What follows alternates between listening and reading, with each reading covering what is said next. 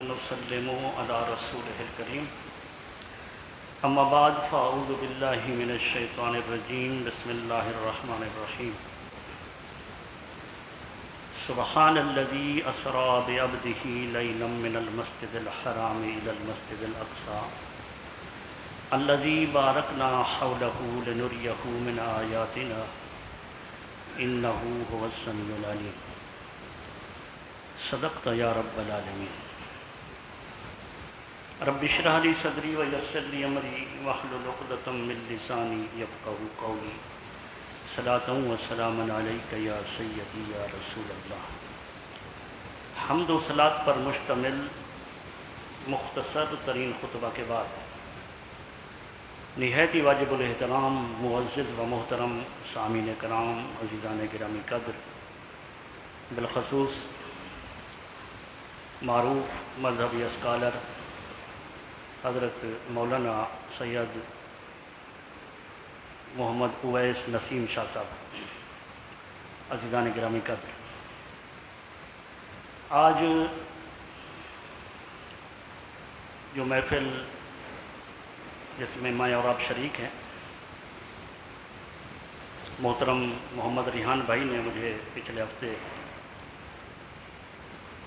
اشارہ کیا کہ ایک محفل چھوٹی سی مختصر سی گفتگو فلسطین کے متعلق ہونی چاہیے، تو میں نے کہا ٹھیک ہے۔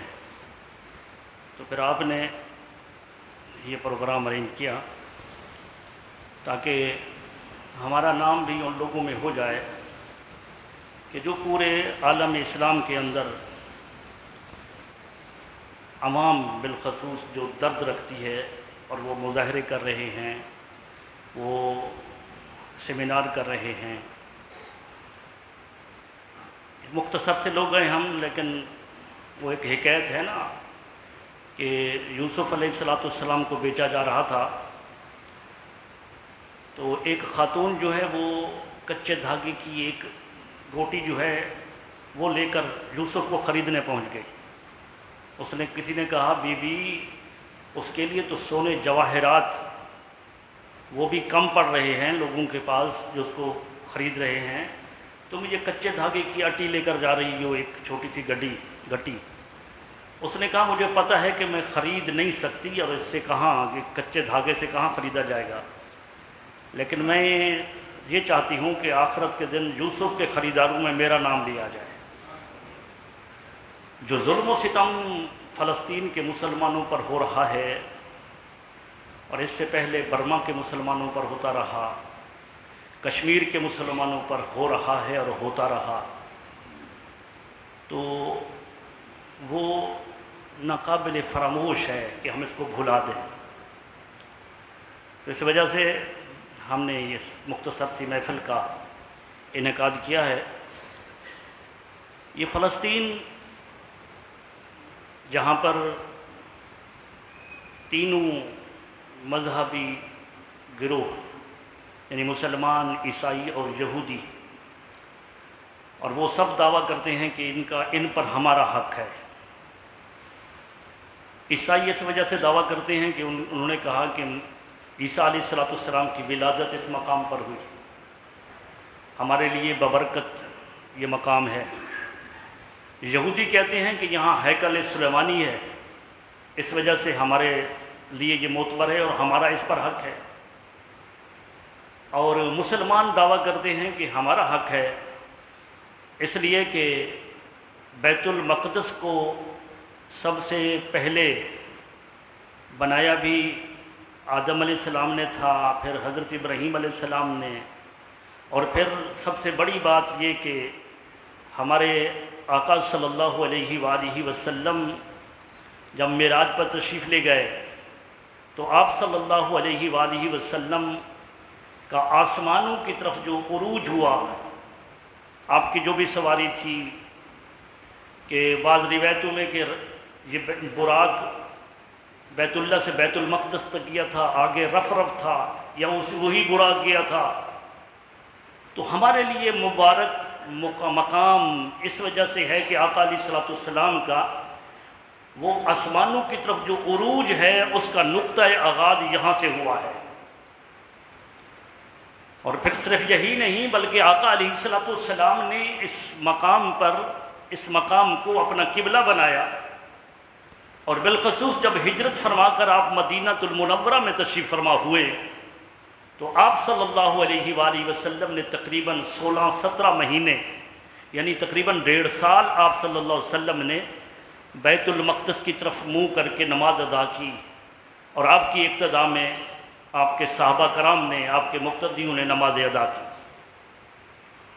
عزیزان گرامی قدر، تاریخ گواہ ہے کہ یہ اگر اللہ تبارک و تعالیٰ کے پیارے حبیب کا وہ فرمان سامنے رکھا جائے جس میں آپ صلی اللہ علیہ وسلم سے ایک صحابی نے عرض کی، یا رسول اللہ سب سے پہلے کون سی مسجد بنائی گئی؟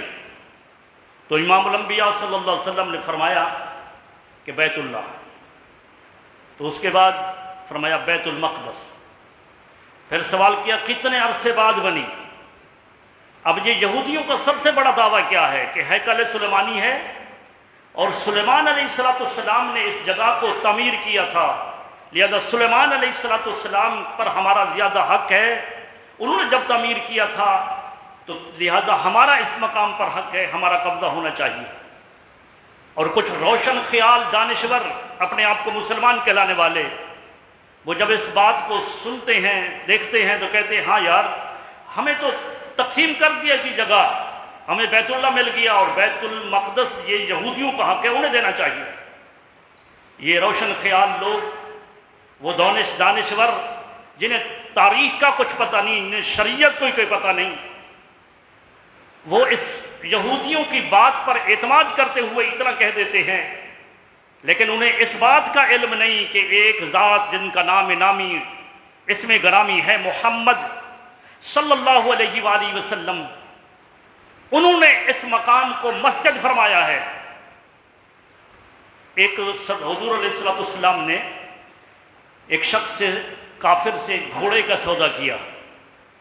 جب گھوڑے کا سودا کیا تو حضور صلی اللہ علیہ وسلم پیسے لینے کے لیے گئے، واپس آئے تو کسی نے ریٹ بڑھا دیا تھا۔ اس نے کہا ٹھیک ہے، میں سودے سے منکر ہو جاتا ہوں اس لیے کہ ان کے پاس تو کوئی گواہ ہی نہیں ہے۔ اس نے کہا کہ نہیں، میں گھوڑا نہیں بیچتا۔ میں نے کہا مجھے تم نے زبان دی ہے، بات کی ہے۔ اس نے کہا ہے تمہارے پاس کوئی گواہ؟ اب جب گھوڑا خریدا تھا تو آقا علیہ السلام اور اس بندے کے درمیان کوئی گواہ نہیں تھا۔ جب حضور صلی اللہ علیہ وسلم وہ پیسے لے کر آئے، قیمت لے کر آئے، تو اس وقت حضرت خزیمہ رضی اللہ تعالیٰ عنہ وہاں پہنچ چکے تھے۔ تو حضور صلی اللہ علیہ وسلم سے جب اس نے کہا کہ آپ جو ہے کوئی گواہ پیش کریں کہ اگر ہماری بات چیت ہوئی ہے، تو حضرت خزیمہ نے عرض کی یا رسول اللہ میں گواہی دیتا ہوں کہ آپ نے، اس کو کہا کہ میں گواہی دیتا ہوں کہ ہمارے آقا صلی اللہ علیہ وسلم نے جو گھوڑا خریدا ہے۔ وہ بندہ لاجواب ہو گیا۔ اب اس کو حضور صلی اللہ علیہ وسلم کے سپرد گھوڑا کر دیا گیا، پیسے وغیرہ دے دیے گئے۔ میرے آقا نے اس سے پوچھا کہ اے خزیمہ تو نے گواہی کیسے دی جبکہ تم موجود ہی نہیں تھے؟ عرض کی یا رسول اللہ میں اس سے بڑی صداقت کہاں سے تلاش کروں؟ جب آپ کی زبان سے سن لیا کہ آپ نے فرمایا میں نے خریدا ہے، ہم نے تو آپ کی زبان پر اعتبار کرتے ہوئے اللہ کو بغیر دیکھے مان لیا ہے۔ جس کلمہ کو آپ نے اسلام کہہ دیا ہم نے بلا چون چرا تسلیم کر لیا، جس کتاب کو آپ نے قرآن کہہ دیا ہم نے بلا چون چرا تسلیم کر لیا، اور آج آپ نے یہ فرما دیا کہ میں نے گھوڑا خریدا، تو اس سے بڑی صداقت میں کہاں سے لاؤں؟ تو عزیزان گرامی قدر، میں ان لوگوں کا ضمیر جھنجھوڑ رہا ہوں جو آقا علیہ السلام کی زبان پر اعتبار نہیں کر رہے، اور وہ کہتے ہیں کہ یہودیوں نے بنایا تھا، یہودیوں کا حق ہے اس لیے کہ سلیمان علیہ السلام نے بنایا تھا۔ ارے رب کائنات نے اپنے مقدس کلام کے اندر فرمایا ان اول بیت وضع للناس، وہ جو سب سے پہلا گھر بنایا گیا مکہ کے اندر وہ بیت اللہ ہے۔ امام الانبیاء سے پوچھا گیا یا رسول اللہ پھر بیت اللہ کے بعد کون سا گھر بنایا گیا، کون سی مسجد بنائی گئی؟ فرمایا مسجد اقصی۔ اور اگر دوسری تعمیر کو رکھا جائے جس میں رب کائنات نے اپنے مقدس کلام میں فرمایا وَإِذْ يَرْفَعُ إِبْرَاهِيمُ الْقَوَاعِدَ مِنَ الْبَيْتِ وَإِسْمَاعِيلُ، جب ابراہیم اور اسماعیل بیت اللہ کی دیواریں اٹھا رہے تھے تو دوسری تعمیر کی ہے بیت اللہ کی بھی اور بیت المقدس کی بھی حضرت ابراہیم علیہ السلام نے، اور پھر اس کے بعد پھر تیسری تعمیر کی حضرت داؤد علیہ السلام نے، لیکن داؤد علیہ السلام کا وقت اس دنیا سے پورا ہو گیا، آپ کا وصال ہو گیا، تو اس کے بعد حضرت سلیمان علیہ السلام نے جو ہے اس کی تعمیر کی۔ لیکن تمہارا کیا لگے سلیمان علیہ السلام سے؟ سلیمان علیہ السلام ہو یا 1,24,000 انبیاء کرام، ان کے ہم وارث ہیں، ان تمام کے عقائد و نظریات کے ہم محافظ ہیں، ان کو ہم ماننے والے ہیں۔ تم نے تو انبیاء کرام کو چن چن کر قتل کیا، تم اللہ تبارک و تعالیٰ کی بارگاہ میں وہ قوم ہو، اللہ تبارک و تعالیٰ نے تمہارے اوپر چھما چھم اپنی نعمتوں کی بارش کی، لیکن تم نافرمان نکلے، ہر مقام پر اللہ تبارک و تعالیٰ کی نافرمانی کی۔ بالآخر رب کائنات نے ضربت علیہم الذلہ، تمہارے اوپر ذلت کو مسلط کر دیا، غربت کو مسلط کر دیا، اور پھر پوری کی پوری زندگی یہودیوں کی ہر جگہ پر ذلت کی گزری ہے۔ کیا ہو سکتا ہے کہ جو اللہ تبارک و تعالیٰ نبی بھیجے، اور اللہ تبارک و تعالیٰ جنہیں اپنا رسول نبی بنا کر بھیجے، اللہ بھیجے، وہ زمین پر آئے اور کسی غیر اللہ کی پرستش کے لیے کوئی مقام وہ تعمیر کرے؟ کیا ایسا ہو سکتا ہے؟ حضرت سلیمان علیہ السلام آئے، کیا انہوں نے غیر اللہ کی پرستش کے لیے یہاں معبد خانہ تیار کیا؟ نہیں۔ ارے تم سلیمان علیہ السلام کا جو نام لیتے ہو، سلیمان علیہ السلام تو حضرت ابراہیم علیہ السلام کے تقریباً 1000 سال کے بعد آ رہے ہیں، 1000 سال کے بعد یہ حضرت ابراہیم علیہ السلام نے تعمیر کیا تھا، اور پھر بعد میں حضرت داؤد علیہ السلام اور حضرت سلیمان علیہ السلام نے فرمایا تھا، اس کو تعمیر فرمایا تھا۔ اور یہ ہیکل سلیمانی نہیں، اللہ فرما رہا ہے ہمارا رب اپنے مقدس کلام میں، سبحان الذی اسری بعبدہ، پاک ہے وہ ذات جس نے سیر کرائی اپنے بندے کو، من اللیل، یہ اللیل نہیں، یہ نکرہ کے طور پر آیا ہے، رات کے تھوڑے سے حصے میں، وہ قادر مطلق ہے، وہ علی کل شیء قدیر ہے، وہ اگر تھوڑی سی دیر کے اندر وہ اپنے حبیب کو عرش و فرش کی سیر کرا دے تو اس بات پر وہ قادر ہے، رات کے تھوڑے سے حصے میں، من المسجد الحرام الی المسجد الاقصی، مسجد حرام سے مسجد اقصی کی طرف۔ تو یہ مسجد اللہ نے فرمایا ہے کہ نہیں؟ یہ وہ کہتے ہیں کہ نہیں ہیکل سلیمانی، اللہ فرما رہا ہے مسجد ہے۔ اور ذخیرہ حدیث کے اندر آپ جہاں بھی پڑھیں گے، آپ کے نبی نے کبھی اس کو ہیکل سلیمانی نہیں فرمایا، بلکہ جب بھی فرمایا مسجد اقصی فرمائی، بیت المقدس فرمایا۔ تو لہذا عزیزان گرامی قدر، یہ مسجد اقصی ہے، اور یہ حضور علیہ السلام نے پھر معراج کی رات اس مقام پر نماز پڑھا کر 1,24,000 کم و بیش انبیاء کرام کی امامت فرما کر اس بات کو قیامت تک کے لیے ختم کر دیا کہ یہاں میں انبیاء کرام کی امامت کر رہا ہوں، تو لہٰذا یہاں اسی کا حق ہے جن کا بیت اللہ پر حق ہے، اسی کا حق ہے جن کا مسجد نبوی پر حق ہے۔ یہ اسی کا ہے جس کی مسجد بیت اللہ ہے، یہ بیت المقدس اسی کا ہے جس کی مسجد نبوی ہے۔ یہ آقا علیہ السلام نے قیامت تک کی صحیح ختم فرما دیا۔ تو لہٰذا یہ ہمارا ہے، یہودیوں پر اس کا کوئی، یہودی جو ہے یہودیوں کو، یہ تو ایک چلاک قوم ہے، تاریخ کے اگر میں اس پر توالت ہو جائے گی بات میں، یہ یہودیوں کو تو مسلمان نے بے دخل ہی نہیں کیا۔ اس سے پہلے بھی یہودیوں اور عیسائیوں کی آپس میں تاریخ کے اندر جو آتا ہے ان کی اپنے جنگیں تھیں۔ بخت نصر نے جب یہ کیا تھا تو یہودیوں عیسائیوں کی جنگیں تھیں۔ حضرت عمر فاروق رضی اللہ تعالیٰ عنہ جب انہوں نے بیت المقدس کو فتح کیا تھا تو کس سے فتح کیا تھا؟ کیا یہودیوں سے لیا تھا؟ یہودیوں سے نہیں لیا تھا، عیسائیوں سے لیا تھا، عیسائیوں سے۔ پھر 300-350 کے لگ بھگ 300-350 سال یہ بیت المقدس آپ کے پاس رہا ہے۔ پھر اس کے بعد پھر انہوں نے یہودی عیسائیوں نے سازش کی، پھر یہ تقریباً 83-93 تقریباً اتنے سال جو ہے یہ پھر ان کے پاس رہا ہے۔ اور پھر حضرت صلاح الدین ایوبی نے کیونکہ جس وقت انہوں نے قبضہ کیا تھا تو مسلمانوں کی اینٹ سے اینٹ بجا دی تھی، مسلمانوں کو کافی تعداد میں شہید کر دیا۔ ارے شہادت مسلمانوں کا زیور ہے، شہادت سے بڑی کوئی اور بات ہی نہیں ہے۔ شہادت کے لیے تو ایک سچا مسلمان ترستا ہے۔ تو پھر صلاح الدین ایوبی نے ان کی شکلیں بگاڑ دی تھیں، وہ پریشان رہتے تھے۔ کسی نے پوچھا کہ اے بادشاہ سلامت، آپ جو پریشان رہتے ہیں کیوں رہتے ہیں؟ ہر وقت پریشان ہیں، آپ نرم و نازک بستر پر نہیں سوتے، آپ اچھا کھانا نہیں کھاتے، ہر وقت آپ گھوڑے کی پیٹھ پر رہتے ہیں۔ فرمایا کہ بیت المقدس یہودیوں کے عیسائیوں کے قبضے میں ہو اور سلطان جو ہے وہ ٹھنڈا پانی پیے، سلطان ایک نرم و نازک بستر پر سوئے۔ یہ تھے اس وقت کے حکمران، اور ایک ہیں آج کے حکمران جن کو اپنی کرسی کی پڑی ہے، جن کو اپنی دولت کی پڑی ہے۔ ارے دولت کوئی معیار نہیں، ان سے بڑے بڑے دولت والے آئے چلے گئے، کیا فرعون ان سے بڑی دولت والا نہیں تھا؟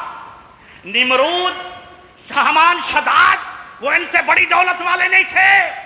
ارے دولت کوئی معیار نہیں ہے، وہ آئے اور چلے گئے۔ آج کوئی شخص ان کا نام لینے کو تیار نہیں، جب نام لیتا ہے اگر کوئی تو برے الفاظ کے اندر لعنت بھیجتے ہوئے نام لیتا ہے۔ اور ایک وہ عظیم ہستی ہے جن کا آپ تاریخ کے اندر کوئی بلند و بالا کوئی محل نہیں دیکھیں گے کہ ان کا بہت بڑا کوئی مکان تھا، کوئی چارٹرڈ طیارے تھے اور کوئی بینک بیلنس وغیرہ تھا، نہیں کچھ نہیں تھا، لیکن رب کائنات کی بارگاہ میں جہاد کا علم اس قدر بلند کیا کہ رب کائنات نے ان کو اتنا عظمت عطا کر دی۔ اگر ان کی عظمت کے مینار کو دیکھیں تو بڑوں کی پگڑیاں یوں کرتے ہوئے گر جاتی ہیں۔ ان میں سے ایک نام ہے صلاح الدین ایوبی۔ جب پوچھا گیا کہ آپ پریشان کیوں ہیں، آپ نرم و نازک بستر پر کیوں نہیں سوتے، آپ اچھا کھانا کیوں نہیں کھاتے، آپ سے پہلے بھی تو بادشاہ آئے، وہ ساری اس قدر کی نعمتوں کو وہ ادا کرتے رہے، استعمال کرتے رہے۔ فرمایا نہیں ہو سکتا کہ بیت المقدس یہودیوں عیسائیوں کے قبضے میں رہے اور سلطان ادھر آرام کرتا رہے۔ جب تک بیت المقدس کو آزاد نہیں کروں گا سلطان پر آرام حرام ہو گیا ہے۔ ارے وہ صرف اس وقت صرف بیت المقدس تھا، اور آج ہمارے سامنے وہ چھوٹے چھوٹے بچے، وہ بچیاں جن کی چیخیں اللہ کی عزت کی قسم میڈیا پر ہم دیکھتے ہیں رلا دیتی ہیں۔ اور یہ رونا بھی ہم میں سے کتنے لوگ ہیں اس کو دیکھتے ہیں روتے ہیں، اور کئی ایسے ہیں کہ ٹس سے مس میں نہیں ہوتے۔ وہ جو رب کائنات کے پیارے حبیب نے فرمایا تھا کہ مسلمان ایک جسد واحد، ایک جسم کی مانند ہے، دنیا کے کسی کونے کے اندر کسی کو تکلیف پہنچے گی، جب جسم میں تکلیف ہوتی ہے تو دانت میں درد پڑ جائے تو پورا جسم بے قرار ہوتا ہے کہ نہیں؟ گردے کے اندر درد پڑ جائے تو سارا جسم بے قرار ہوتا ہے کہ نہیں؟ جسم کے کسی عضو کو تکلیف پہنچتی ہے سارا جسم بے قرار رہتا ہے۔ میرے آقا نے جسم کی مثال دی۔ ارے دنیا کے کسی کونے کے اندر کسی ایک مسلمان کو اگر تکلیف پہنچے، دنیا کے دوسرے کونے کے اندر اگر دوسرا مسلمان اس تکلیف کو محسوس نہ کرے تو اسے اپنے ایمان کے متعلق سوچنا چاہیے کہ میں کہاں کھڑا ہوں۔ ایک جسم کی مانند، ایک دیوار کی مانند آقا نے مثالیں دی، فرمایا کہ دیوار کی مانند ہیں، لیکن عزیزان گرامی قدر ہمارے حکمران تو ٹس سے مس نہیں ہوتے۔ کیا جواب دیں گے آخرت کے دن اللہ تبارک و تعالیٰ کی بارگاہ میں؟ اللہ تبارک و تعالیٰ نے اگر یہ چھوٹے چھوٹے بچے، یہ بچے اگر مدعی بنیں گے اور یقیناً بنیں گے، ہماری تو بس یہی ہے نا کہ ہم بے بس ہیں، پاکستان کی عوام بے بس ہے۔ ابھی مولانا محمد سعد رضوی نے جو ریلی نکالی، آپ اس کو دیکھیں نا میڈیا پر، کتنا تعداد تھی، اور اس کے علاوہ جماعت اسلامی اور اس کے ماسوا جو اور ریلیاں نکال رہے ہیں، لوگ جذبہ جنون ہے تبھی تو اس میں شریک ہو رہے ہیں۔ لیکن عزیزان گرامی قدر، اگر ان چھوٹے چھوٹے بچوں نے آخرت کے دن، اور یقیناً وہ دعویٰ کریں گے، یہ ہمارے حکمرانوں کے خلاف جو 56-57 ممالک ہیں، کہ اللہ تبارک و تعالیٰ نے تمہیں یہ بادشاہت، یہ حکمرانی کیوں دی تھی؟ یہ صرف اس وجہ سے دی تھی کہ تم اپنی عوام کو رونتے رہو، اور یہ عیاشی کرتے ہوئے یہ ان کی افواج جو سپاہی ہیں ان کو داد تحسین پیش کرتا ہوں۔ لیکن عزیزان گرامی قدر، حافظ صاحب، اس میڈیا کے ذریعے حافظ صاحب کو پیغام دینا چاہتا ہوں، حافظ صاحب کو، کہ آپ کو اللہ نے حافظ بنایا ہے، حافظ بنایا۔ جرنیل کئی آئے چلے گئے، اور کوئی ایسے بھی آئے جو صرف لاس نائک تھے، سپاہی تھے، آج ان کا نام سنہری حروف میں لکھا جا رہا ہے۔ ارے آپ پاکستان کے چیف آف آرمی اسٹاف ہیں، آپ ایسا کام کر جائیں کہ آپ کا نام بھی سنہری حروف میں لکھا جائے، سنہری حروف میں لکھا جائے۔ ان آقاؤں کی غلامی کو چھوڑ دیں، اللہ کی عزت کی قسم، یہ تمہارے دنیا کے آقا، یہ امریکہ، یہ مغربی دنیا، یہ تمہارے کوئی کام نہیں آئیں گے۔ اللہ کی عزت کی قسم، آخرت کے دن آقا کی شفاعت کام آئے گی، آقا کی شفاعت کام آئے گی۔ اللہ کی بارگاہ میں اگر شفاعت چاہتے ہو تو کچھ کر جاؤ امت مصطفیٰ کے لیے، کچھ کر جاؤ اسلام کے لیے۔ یہ پاکستان کی حکومتیں، یہ پاکستان، میں ذمہ داری سے بات کر رہا ہوں کہ جو اسلام کے شعار کی حفاظت نہیں کر سکتا، اللہ کی عزت کی قسم اسے مسلمانوں کی حکومت کرنے کا کوئی حق نہیں ہے۔ یہ حکومتیں اس وجہ سے مملکت، یہ اسلامی ریاستیں، یہ ان کے سربراہ، ان کی افواج صرف اس وجہ سے بنائی جاتی ہیں کہ اسلامی شعار کی حفاظت کرے۔ اگر وہ اسلامی اس اشعار کی، ان اشعار میں سے ایک بیت المقدس کی حفاظت نہیں کر سکتے، مسلمان مومن بچوں اور بچیوں کی اور ماؤں کی، بہن بھائیوں کی اگر وہ ان کی حفاظت نہیں کر سکتے، تو ان کے حکمران بننے کا انہیں حق نہیں ہے۔ اور اللہ نے ہمیں سب کچھ دیا ہے، کیا کس چیز کی کمی ہے؟ وہ ایک کل کسی نے بھیجا میرے واٹس ایپ پر، وہ ایک فنکار ہے نا، جو کیا نام ہے اس کا، جو عبداللہ شغادی پر جس کی تدفین ہوئی ہے، وہ جو لوگوں کو ہنساتا بتاتا تھا، کراچی کا تھا، عمر شریف، عمر شریف، ان کی ویڈیو کسی نے بھیجی۔ اب وہ دیکھیں، وہ لوگوں کو ہنسانے کے لیے بات کر رہے ہیں، کہتے ہیں یار دیکھو، ہم جو ایٹمی پاور ہے، ہم ایٹمی پاور ہے، ہم سے لوگوں کو ڈرنا چاہیے، لیکن ہم لوگوں سے ڈر رہے ہیں۔ یہ مزاحن بات کر رہا ہے وہ، اور اس نے بالکل سچی بات کی۔ کہتے دیکھو، ہم سے لوگوں کو ڈرنا چاہیے، لیکن ہم لوگوں سے ڈر رہے ہیں۔ جب ہمارا جی چاہتا ہے کہ ہم کوئی ایٹمی دھماکہ کریں، تجربہ کریں، تو وہ ادھر سے فون آ جاتا ہے، ادھر سے جو آقا بنے فون آ جاتا ہے، پھر فیصلہ ہمارے حکمران کیا کرتے ہیں، اندر رکھ دو، بعد میں کریں گے۔ تو آج بالکل ہم ایٹمی پاور ہیں، کیا ہم نے کسی شادیوں پر ان پٹاخوں کو پھٹکانا ہے؟ ارے زندگی موت اللہ کے ہاتھ میں ہے۔ طوالت بات کو ختم کر رہا ہوں بات کو، زندگی موت اللہ کے ہاتھ میں ہے۔ ایک ایسا اسلام میں جرنیل ہے جس نے 200 جنگیں لڑی ہیں، لیکن جب موت آئی ہے تو موت بستر پر آئی ہے۔ ان کا نام نامی ہے خالد بن ولید۔ خالد بن ولید ڈرتے ہیں کہ ہمیں موت آ جائے گی، یا یہ ہے کہ ہم معاشی طور پر ہم مستحکم نہیں ہیں؟ ارے معاشی طور پر آقا علیہ السلام، آپ صلی اللہ علیہ وآلہ وسلم کے پاس کوئی سب جو انبار تھا اس کا، سونے جواہرات کا نہیں۔ ظاہری طور پر آقا علیہ السلام فقر کی حالت میں تھے۔ آپ خندق کے اندر ہیں تو پتھر باندھے ہوئے ہیں، آپ کے صحابہ نے پتھر باندھے ہوئے ہیں۔ جب شکایت کی کہ یا رسول اللہ ہم بھوکے ہیں، کسی صحابی نے پیٹ سے کپڑا اٹھایا، بھوک کی وجہ سے پتھر باندھا ہے، میرے آقا نے اپنے پیٹ سے کپڑا اٹھایا، 2 پتھر باندھے ہوئے تھے معاذ، لیکن پھر آپ صلی اللہ علیہ وسلم یا آپ کے خلفاء، وہ حضرت عمر فاروق رضی اللہ تعالیٰ عنہ جو فتوحات کی، وہ آپ کے سامنے ہے، وہ آپ کے سامنے ہے، آپ کا مقام، ان کا مرتبہ آپ کے سامنے ہے۔ معاشی طور پر بھی کوئی بات نہیں ہے کہ ہم معاشی طور پر جو ہے وہ بات معاشیات کی نہیں ہے، بات غلامی کی ہے کہ ہم نے اپنے گلے کے اندر ان کی غلامی کی زنجیریں ڈال دی ہیں، توق اپنے گلے میں ڈال دیے، بس ہم ان کے غلام ہیں، جو کہیں گے وہ چل کریں گے۔ جہاد کرنے سے موت نہیں آتی، اگر آ بھی گئی تو شہید ہے۔